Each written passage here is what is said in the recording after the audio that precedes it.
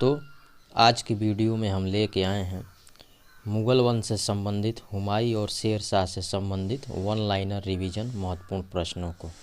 तो आइए देखते हैं आज का हमारा पहला प्रश्न है, कामरान, उस्मान, अस्करी तथा हिंदाल में से वह जो हुमायूं का भाई नहीं था। तो उस्मान हुमायूं का भाई नहीं था, जबकि कामरान, अस्करी तथा हिंदाल हुमायूं के भाई थे। अगला प्रश्न, हुमायूं द्वारा लड़े गए 4 प्रमुख युद्धों का तिथि अनुसार सही क्रम क्या है। तो सही क्रम है, सबसे पहले देवरा का युद्ध, उसके बाद चौसा का युद्ध, उसके बाद कन्नौज का युद्ध, उसके बाद सरहिंद का युद्ध। हुमायूं द्वारा लड़े गए 4 प्रमुख युद्धों का सही क्रम है, सबसे पहले देवरा का युद्ध, उसके बाद चौसा का युद्ध, उसके बाद कन्नौज का युद्ध, उसके बाद सरहिंद का युद्ध। अगला प्रश्न, वे 2 शासक जिनके मध्य 17 मई 1540 में कन्नौज के पास युद्ध हुआ था, तो वो थे शेर शाह एवं हुमायूं। शेर शाह और हुमायूं के बीच 17 मई 1540 में कन्नौज के पास युद्ध हुआ था। तो कन्नौज का युद्ध किसके बीच हुआ था? शेर शाह एवं हुमायूं के बीच 17 मई 1540 में। अगला प्रश्न, फरीद जो बाद में शेर शाह सूरी बना, शिक्षा प्राप्त की थी। तो जौनपुर से फरीद था जो बाद में शेर शाह के नाम से विख्यात हुआ, उसने जौनपुर से शिक्षा प्राप्त की। अगला प्रश्न, बलबन, अलाउद्दीन खिलजी, इब्राहिम लोदी तथा शेर शाह जैसे मध्ययुगीन शासकों में से वह जो उच्च शिक्षित था। तो शेर शाह सबसे उच्च शिक्षित शासक था। अगला प्रश्न, वह सुल्तान जिसने पहले हजरते आला की उपाधि अपनाई और बाद में सुल्तान की। तो वह था शेर शाह सूरी।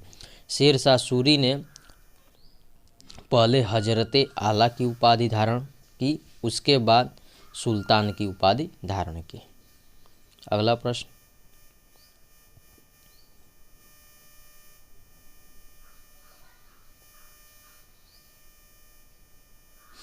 शेर शाह सूरी द्वारा किए गए सुधारों में सम्मिलित है। तो राजस्व सुधार, प्रशासनिक सुधार, सैनिक सुधार, मुद्रा प्रणाली में सुधार।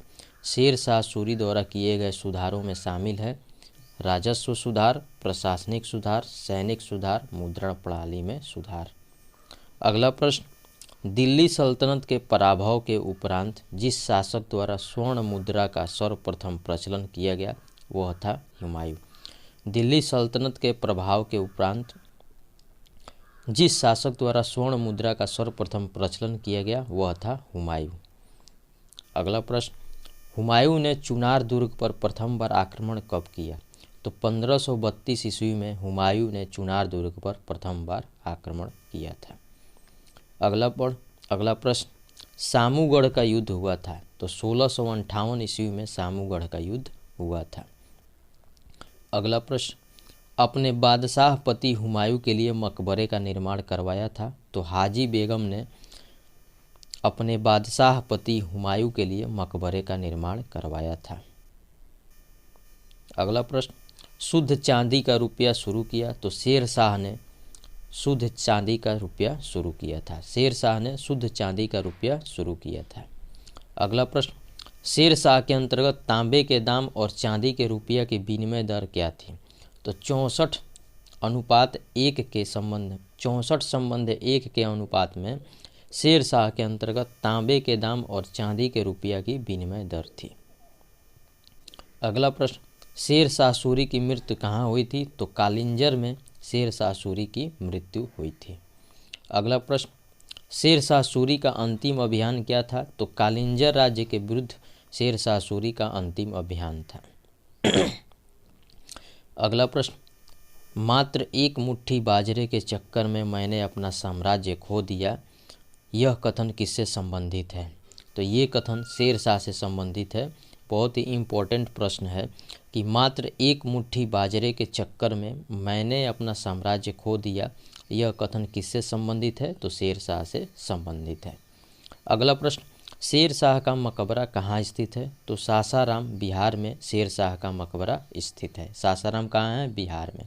शेर शाह का मकबरा कहाँ स्थित है? सासाराम में। अगला प्रश्न, शेर शाह ने निर्माण करवाया था? तो दिल्ली की किला एवं कुहना मस्जिद का निर्माण शेर शाह ने करवाया था। दिल्ली की किला एवं कुहना मस्जिद का निर्माण शेर शाह ने करवाया था। अगला प्रश्न, दिल्ली में पुराना किला के भवनों का निर्माण किसने किया था? तो शेर शाह ने। शेर शाह ने दिल्ली में पुराना किला के भवनों का निर्माण किया था। अगला प्रश्न, कृषकों की सहायता के लिए जिस मध्यकालीन भारत शासक ने कृषकों की सहायता के लिए जिस मध्यकालीन भारत शासक ने पट्टा एवं कबूलियत की व्यवस्था प्रारंभ की थी वह था शेर शाह। शेर शाह ने पट्टा एवं कबूलियत की व्यवस्था प्रारंभ की थी। अगला प्रश्न, पूर्वी बंगाल से लेकर पेशावर तक सड़क ए आजम सड़क बनवाई किसने? शेर शाह ने। पूर्वी बंगाल से लेकर पेशावर तक सड़क ए आजम सड़क बनवाई शेर शाह ने।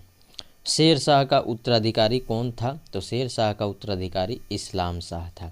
इस्लाम शाह शेर शाह का उत्तराधिकारी था। अगला प्रश्न और इस वीडियो का आखिरी प्रश्न है, वह शासक जिसने अपनी सैन्य टुकड़ियों को 200, 250 एवं 500 की इकाइयों में विभाजित किया था वह था इस्लाम शाह। वह शासक जिसने अपनी सैन्य टुकड़ियों को 200, 250 एवं 500 इकाइयों में विभाजित किया था वह था इस्लाम शाह। तो ये था हमारा आज का वीडियो कैसा लगा आप हमारे कमेंट बॉक्स में ज़रूर बताइएगा। वीडियो को लाइक करें, शेयर करें और हमारे चैनल को सब्सक्राइब करें। जय हिंद, नमस्कार।